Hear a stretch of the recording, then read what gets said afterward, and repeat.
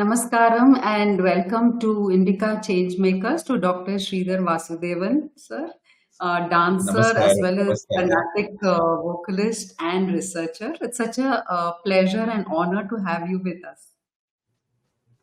Same here so much, and thank you for having me in this beautiful uh, lineup of your series where like-minded and of course very, I think, very committed and serious artists are being showcased and brought in with their thoughts, experiences, and futuristic opinions. Thank you. Thank you. So, one of the aims of change makers and our conversations is to bring an interdisciplinary outlook to Indian knowledge systems. So, we have disciplines as diverse as yoga, Ayurveda, uh, the performing arts, and you have museums, you have Indica pictures. But there is a common thread which seems to run through all of our knowledge systems. For instance, there was a concert yesterday, day before yesterday. It was by the students of a Hindustani musician from Bangalore, Samir Havaldar sir. And the tabla player, Kedarnath Havaldar ji, he was talking about how he went to the US for 2 months and he had a exposure to a sadhana practice where he was inside, locked up in a room for the entire day for 1.5 to 2 months, and only food would be given, and he had to just keep no gadgets, no devices, no human communication. Only his guru would interact with him and he would practice. So, what is the concept of sadhana? That is, this seems like a very old kind of practice method. Is something like this still there in dance and Carnatic music, which you practice? I think talking about me, I belong to this transition of the generation that has seen the real form of the art form and the Guru Shishya exchanges.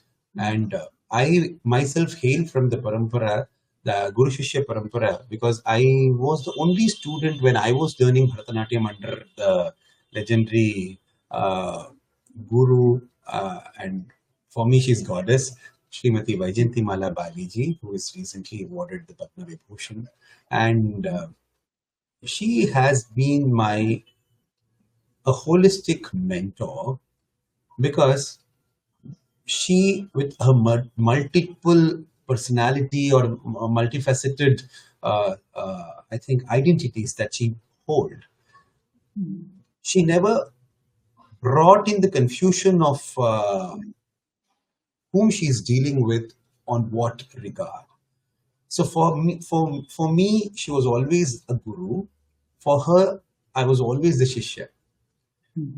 So in that way, like my experience of learning Bharatanatyam was purely Bharatanatyam along with the Carnatic music, the dance music, and nothing else, because people would come to meet her. I was living in her house to learn the art form.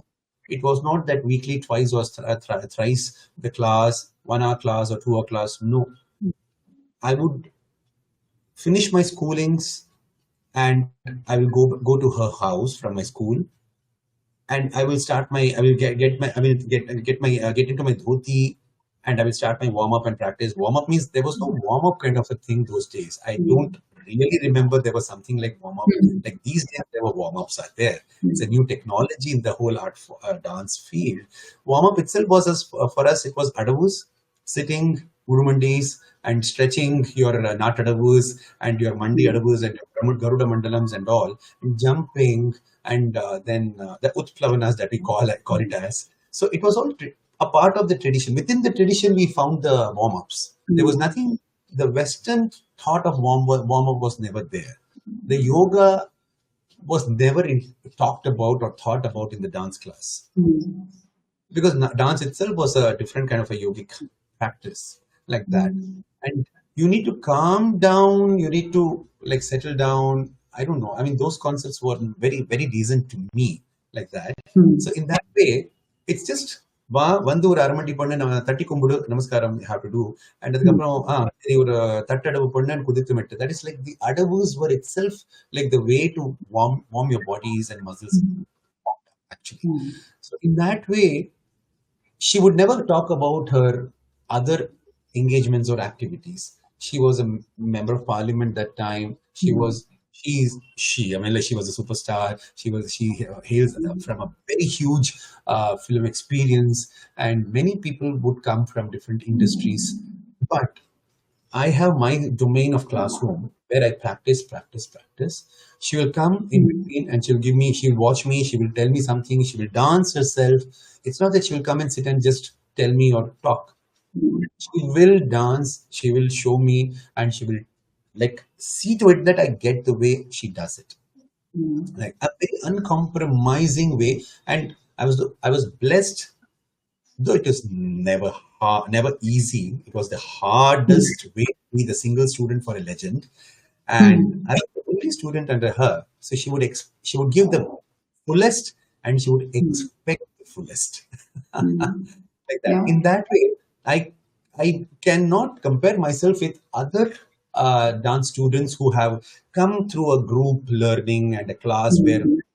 dances are there. Right. So the experience was very, I should say, unique and exclusive. I would say not inclusive, rather exclusive, because Hmm. I was a student for at least 10 years. Hmm. Many people came, they could not sustain more than 3 months. They would leave away because the hardship of the training was so much that more than 3 months, only Tattara would be taught, and unless they achieve the perfection, they would not be taught next. So it's not the Hmm. fancy of the art form; it is the discipline of the art form that was initially inculcated in everybody. Right. So, how did you choose dance itself? Like, was it usual in those days for men to become dancers?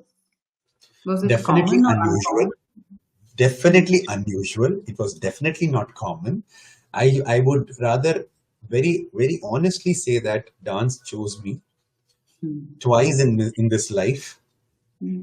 I was naturally initiated and interested in the art forms, may it be music, may it be Hmm. dance, and I was naturally tuned to Bharatanatyam from even like from the age of like my like nursery. I used to only like the Bharatanatyam and the traditional like Adavu based dance forms and all. So and in my inclination was very much towards the tradition, the root or the whole essence of the tradition, temple tradition. I used to paint, I used to sketch, and so all those allied art forms which was connected to dance and music, classical music that too, was my natural taste. So I would definitely say that it was not my decision. I was chosen to this, and I was put under Vyjayantimala when I had just completed my first standard of my schooling, Hmm. like Right. that. So I was the youngest in her audition that she conducted in Delhi when Hmm. she was looking up for some students. She had done up with her. It was all I joined her when she was done with her movies, and she had a huge institute in Chennai as well as Hmm. Bombay, Natyalaya. And when all those chapters were all done up, and she came to Delhi as a member of parliament, and it was Hmm.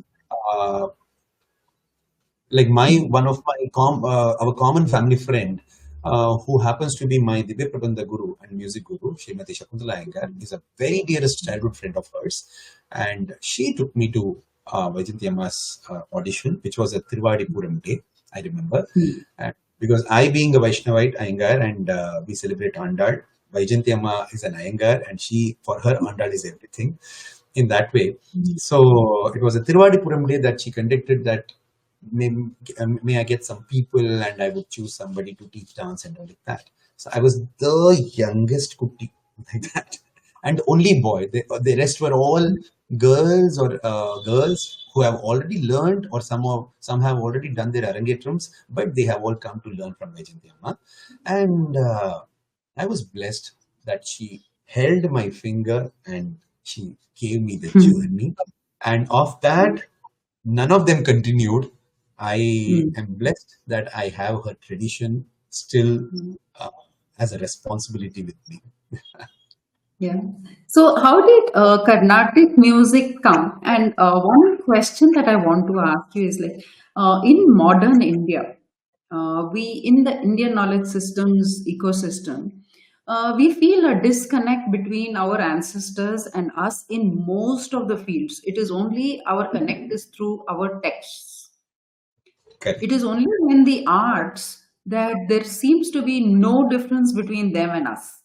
It's like direct communion with them. So, given that, and given their connect to divinity, you mentioned Andal. So, what is that main bhava that we have inherited through the performing arts? I think what I have experienced is the that generation of artists were naturally spiritual thinkers and spiritual practitioners. It could be religious, it could be Mm, spiritual in so many different ways. And dance was very much the medium of spiritual practice for them. mm, It was not so much celebrated as a profession that we use so much this word as today. mm, It was not a product, it was a way of life, way of thinking of for them. So they did not practice dance because they need to do it. Dance was a natural part mm, of their lifestyle and their innate character, nature, personality, everything was dance for them. So they were natural artists, hence they were legends. They are mm, legends. They are still the legends. They have never deviated from their system of practice mm, all these years or all these, I think, decades. We still see them mm, with the same awe. They still come in front of us with the same aura. Age mm, has never mattered them, and their intellectual vastness has always been vast, is still very vast, and we are still dependent on their intellectual properties. Today, mm, what I commonly see is we are a huge crowd in this industry or community of classical performing mm, arts, may it be music, may it be dance, may it be instruments, or may it be uh, any allied department or like channels of the art form. We, I think we don't give so much time. Rather, the time is not so much given by the new practitioners because of the demand mm, of performance, and the purpose of learning also has somehow become performance. mm.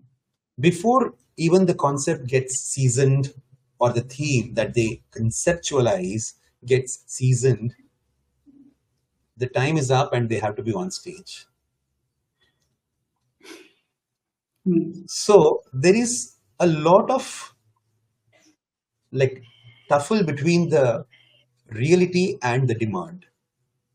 mm, Hence, one is, I'm sure many of the brilliant dancers of today are quite clear about what they are doing and why they are doing.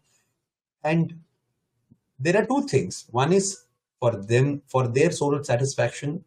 One is to keep up their profession and the business of performance. mm, The business of performance. Because I have to use this word because if you're a dancer and a professional dancer, you have to be busy in your work of performance.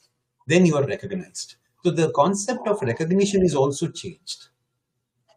mm, So it is all interconnected. How much you are seen makes you famous. How much solo you are doing and how much of group you are doing, that also categorizes you. How much of digital equipments you use, that much forward dancer and advanced dancer you are. mm, So many things matter a lot. how much of live orchestra you are able to use, which is the most difficult area of today, because of the crowd, because of the, yeah, I think it's a very open and a very honest thing that it's a very, very toughly paid or hardly paid profession. Hence, it's even hard to call it as a profession in a major scale. It's a profession when you are paid. It's a community when you are practicing it for your passion and your own madness. So we are still majorly a community more than a professionals. And we are trying to find a balance between what we need to give and what we want to do. These are two channels that are co-traveling with each other. Like that. There are See, sometimes, yes. sorry, please do.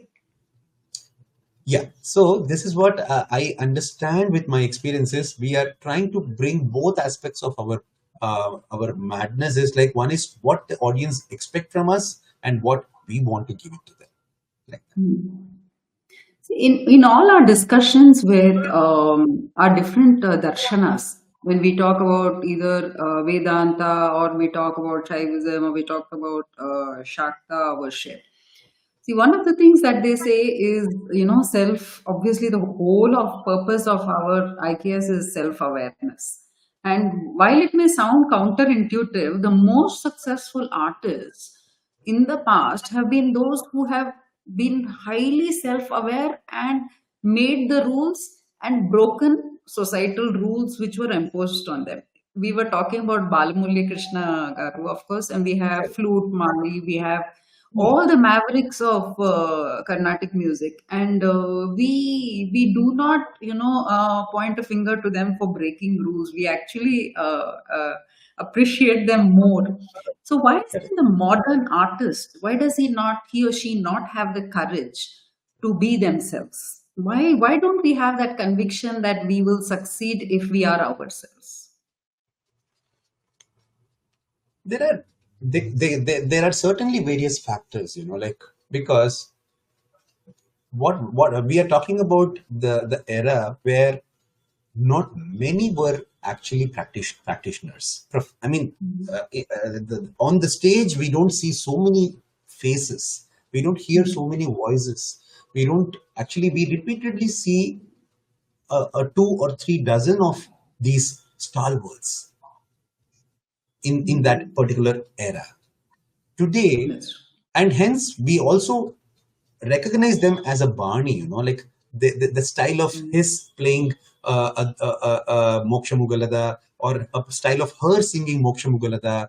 So we recognize every composition with the style of the different artists. So sometimes even the composer falls the third or fourth person, actually, because the composition is made so palatable by the style of an artist.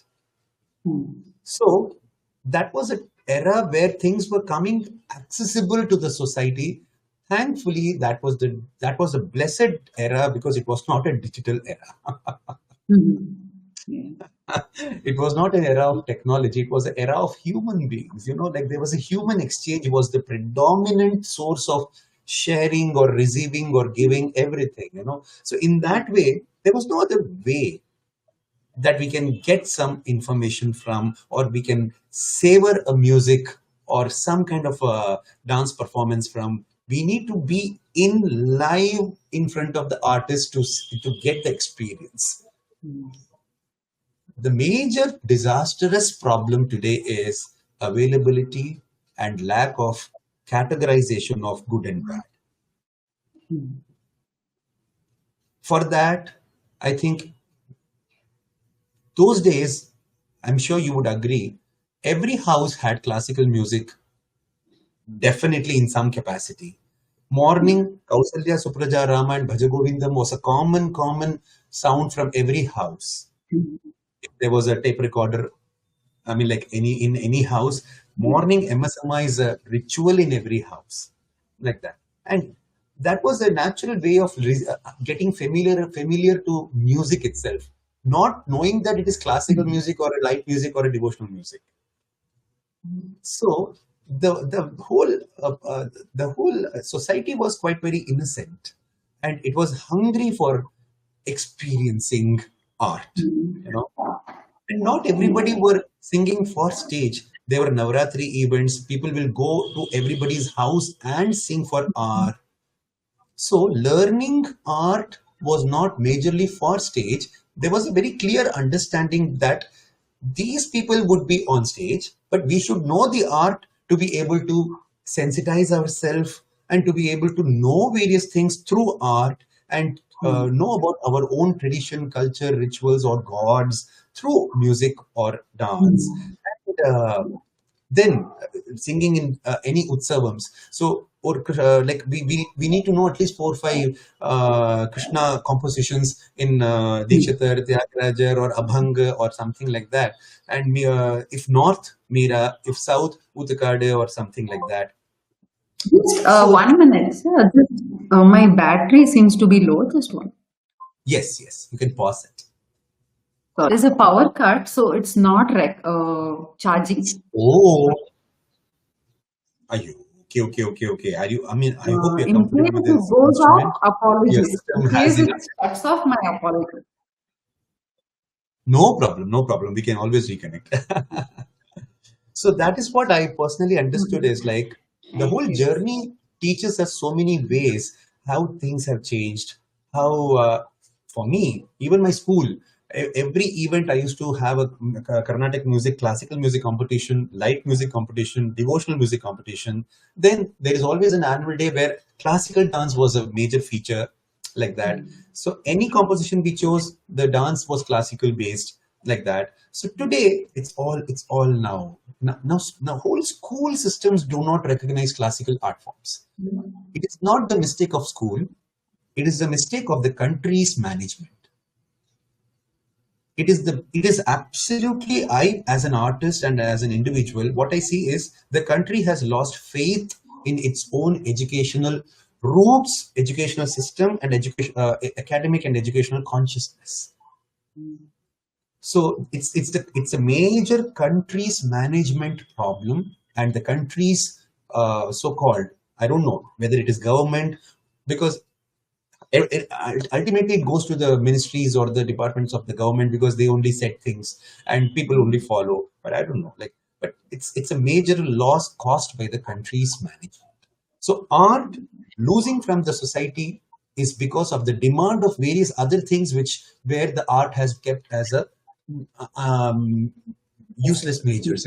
Because I very strongly remember during the COVID, the performing art was one of the 5 listed categories under the useless majors of the country, and performing arts was there.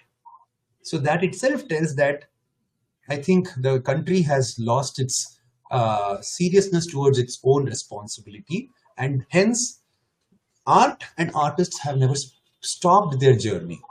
It is the loss of the country, and it is causing a major disaster to its own citizens and its own civil, like whole. I think whole responsibility. Like it has lost its responsibility, and hence it's lost. There is a major identity crisis now. Who is an Indian? What is the Indian tradition? How India should look, and what is it actually appearing now as? So overall, if you say classical industry is active, but the recognition is not happening by the people who are not interested in it, and I think it has a problem. It is a problem, but art is still continuing because we have a huge crowd. The growth of the population in the artist community itself is a sign of that we are not losing the art. It is only the management is struggling to how to manage it. That's all.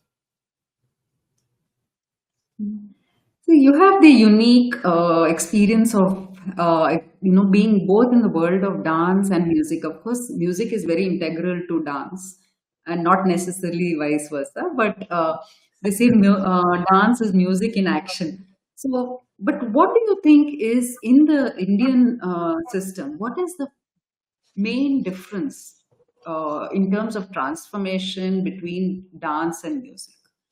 Rhythm is one aspect which is central to both. and central to all of life too. So, could you talk about, in terms of rhythm, what is the difference between Shastriya Sangeet and Shastriya dance? Definitely.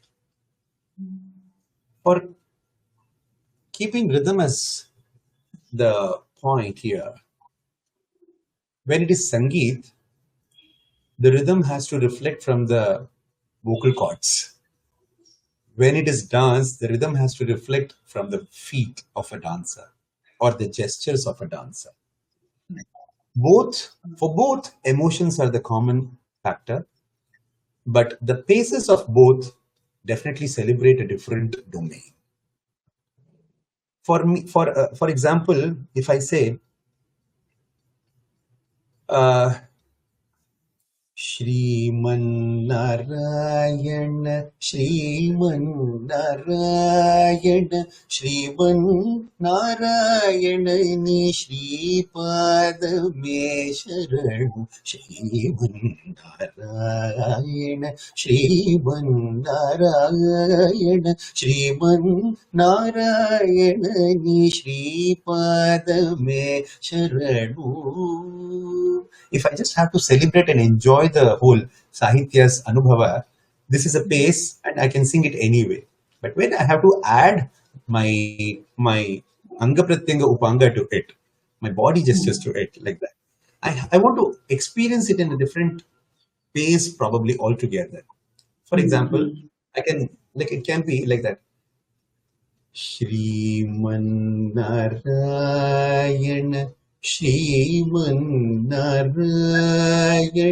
Shriman Narayani Shripad me Sharanu Shriman Narayana Shriman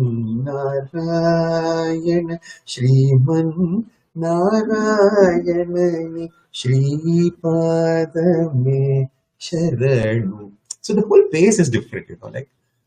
So it's an experience that gives you the whole difference, because the rhythm is a very subtle and a very hidden part of it, the secret part of it.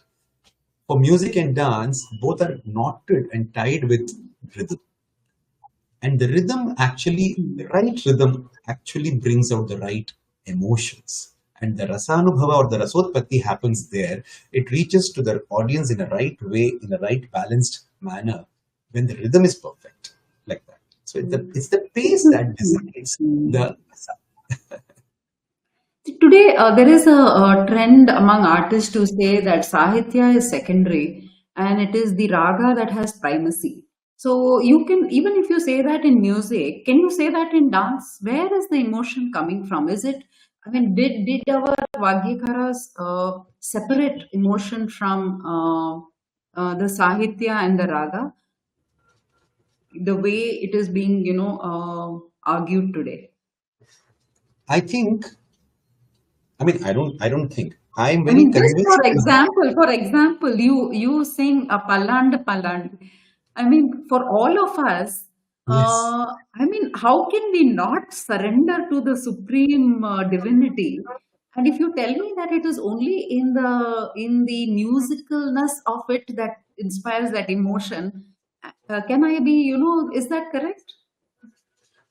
You are definitely right saying so. The problem is, again, what I see, what I've come with, the experiences of so many people practicing and coming with this same point of Sahitya and Sangeeta, that is Sangeeta or the music itself. Music doesn't require Sahityas, because when again, you know what, the confusion is the term, it's about, again, the wordplay. It's a word, the smartness or the trick of the wordplay is, are you spiritual or are you religious? So people get experience even by singing a raga. You don't know what experience it is, but you know what, it it when you I'm experiencing a raga in a particular way, that tells who I am. That tells who I am. That tells my personality, my nature, my characteristic. That shows out. I'm absolutely like revealed myself while my alapana is happening, you know. But where the Sahitya comes, my whole consciousness is conditioned and submitted to a particular cause. In that way, it is a choice of an artist who, I mean, an artist can make a choice of experiencing or giving experience or sharing experience through Sahitya or through just Sangeeta. Because even today, if you see, like, we all come from Dhrupad Sampradaya. Dhrupad is the ancient tradition of the Indian music, classical music. Okay, so when I listen to a Dhrupad Alapana, there is no Sahitya, but they still have Sahitya. What they claim is from the Swami Haridas Sampradaya, because like I listen a lot to Ustad Wasifuddin Dakar Guruji, like that. And the whole Drupad Alapana, they say Hari Om Narayana. That is what they say. Hari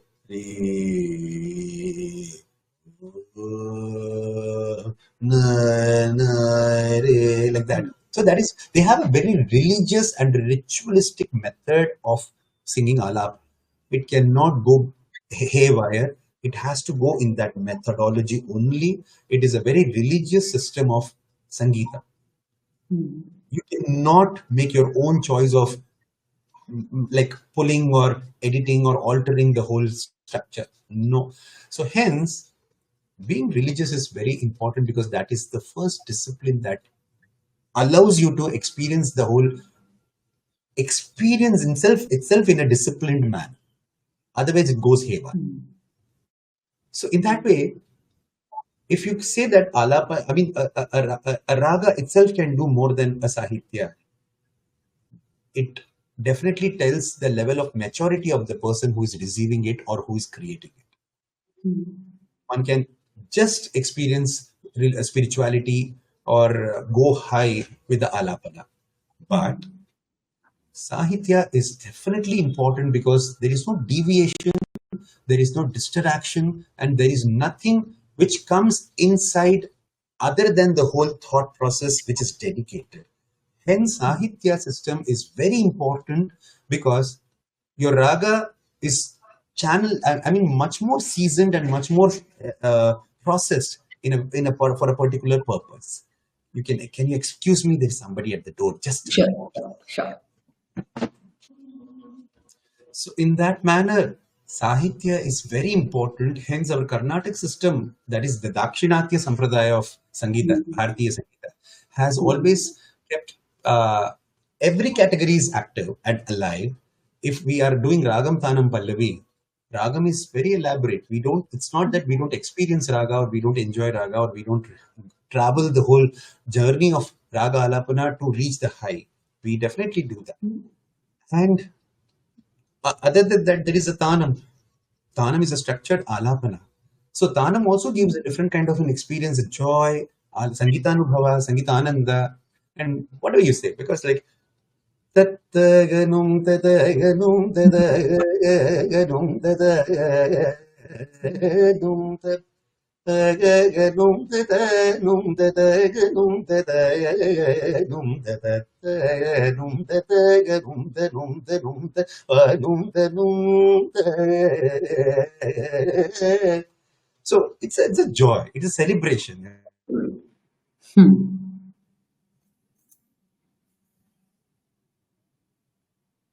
So advanced. Philosophically, we are so advanced. Why? Because we don't search for a reason to be happy. We just, our sankalpam itself is to be happy. That's all. So a happiness which is innate, which is born inside from us, reflects in so many ways, of which Sangeetam is the purest way. Sangeetam is the purest way. Sure. What do you think is we are taught Carnatic music or Hindustani music, but we don't have schools which teach composition. There is no training for composing in India. So what do you think is going to be the state? Are we going to continue to sing compositions? Very few composers are there, and maybe they say compositions will take time to become popular. So Balamurali Krishna's or Lalgudi sirs composition will probably become popular after 30, 40, 50 years. So but what do you think is going to be the issue if we do not compose in contemporary times? Firstly, it's my personal opinion is we have not yet complete the whole schooling of understanding and experiencing even the, the age-old Vagyakaras till Trinity. Even if we are able to do justice to the Trinity's compositions with the lavish ragas and structures that they have given to us, and like people like Mahavedanath Iyer and Neelakanta Shivan and so many other people are there from the Sanskrit speaking community I'm talking about, like that. So that itself is so huge. We have a huge syllabus unfinished or uncovered. Later, many people, many composers, many Vagyakaras has reflected that learnings and that whole essence in their own voices, like Sonti Venkataramanayya, then Harikeshanur Murtiya Bhagavatar, many more people have come. Now talking about the recent like legends like Balamurali sir, T.R. Subramaniam sir, Lalgudi Mama, and D. Pattamma, and Mujam Krishna, like that. So we have a huge, I think now Chittravina Ravikiran sir, he has also come up with compositions like that. We are not actually we have surplus amount of composers and compositions. It's that, do we need new compositions firstly? Of course, new structures and new thoughts and new concepts. If the Sahitya is going to come up with a new concept or new theme, where new theme in the sense I'm talking about, which is not God connected, because the generation is talking about why everything is God, why everything is spiritual, why everything is religious. So there are compositions. So now Subramanian Bharati's and many other such compositions have come. Okay. And the other thing is, I have learned compositions of Vedanayakam Pillai. He's the one who is a very unique, I think, character in the whole Vagyakara series, who has been boycotted or ignored from the Christian community, and who is also not accepted in the Hindu community because he is a Christian, but he follows Hinduism. So his compositions are unique by not naming any god, but talking about the god.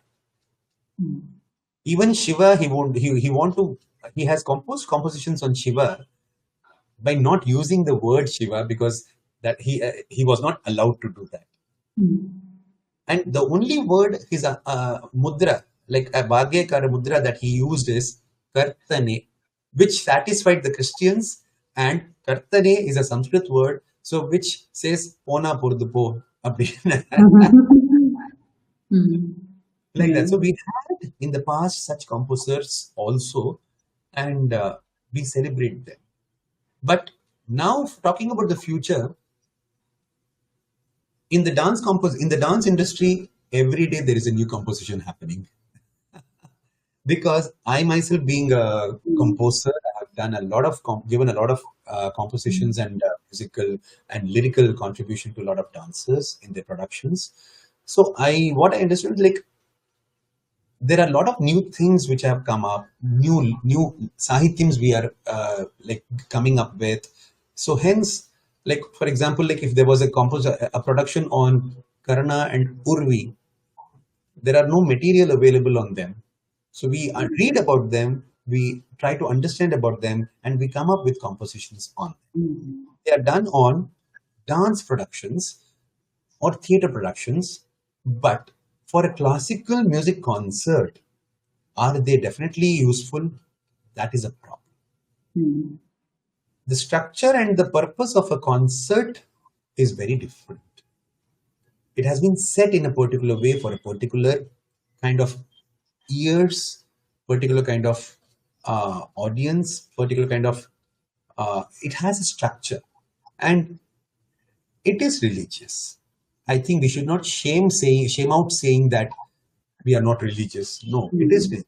I have to sing an alapana or a composition or a narrative.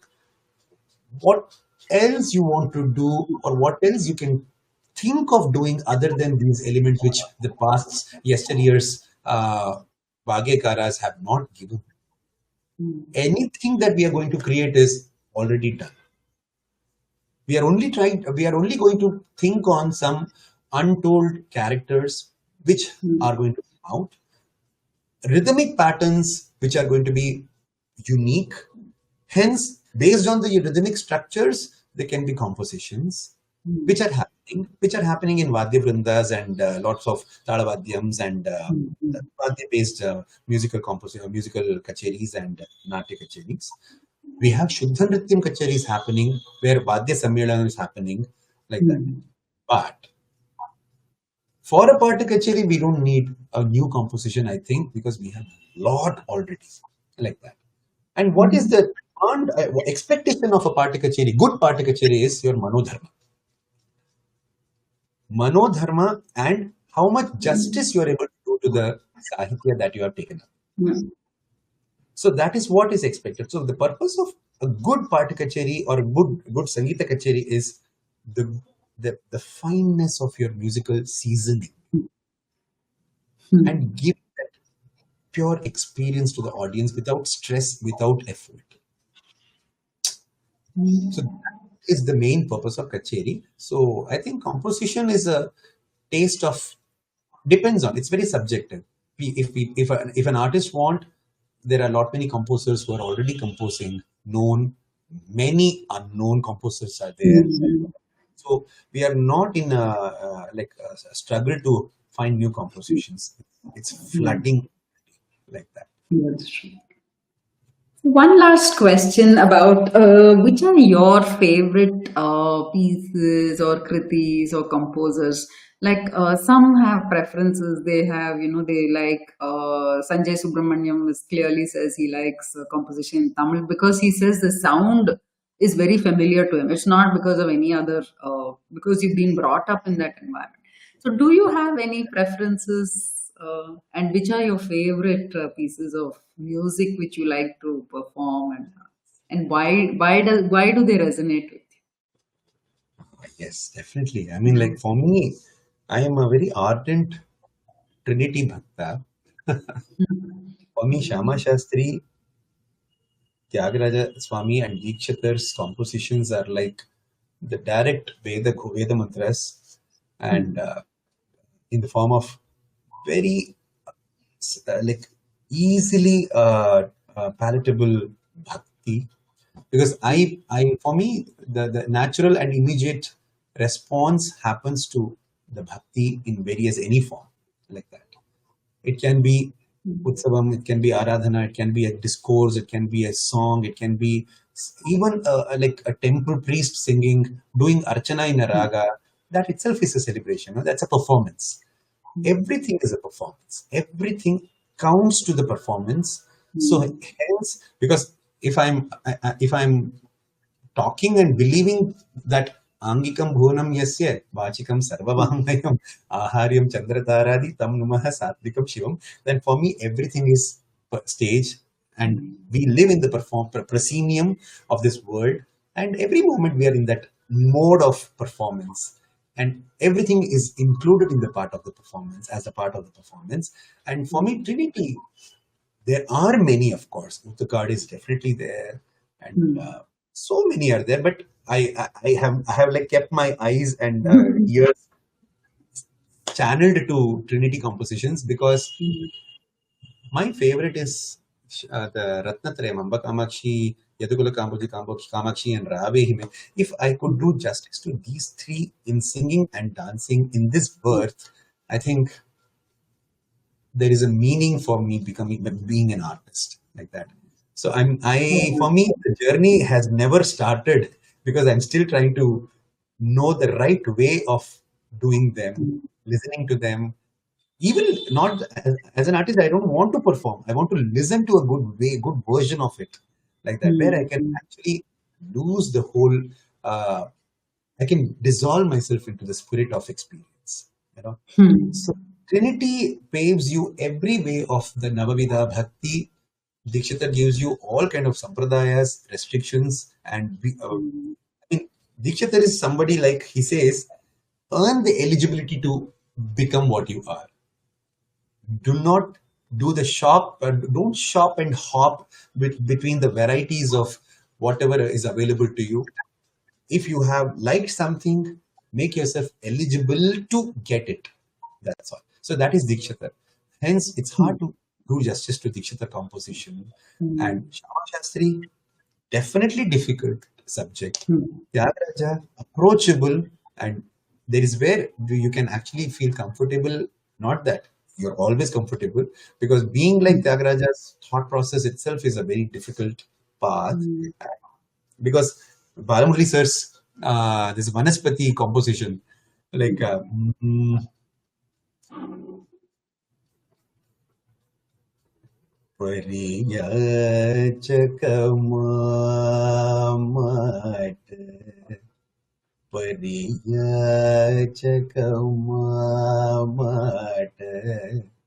Padukurilu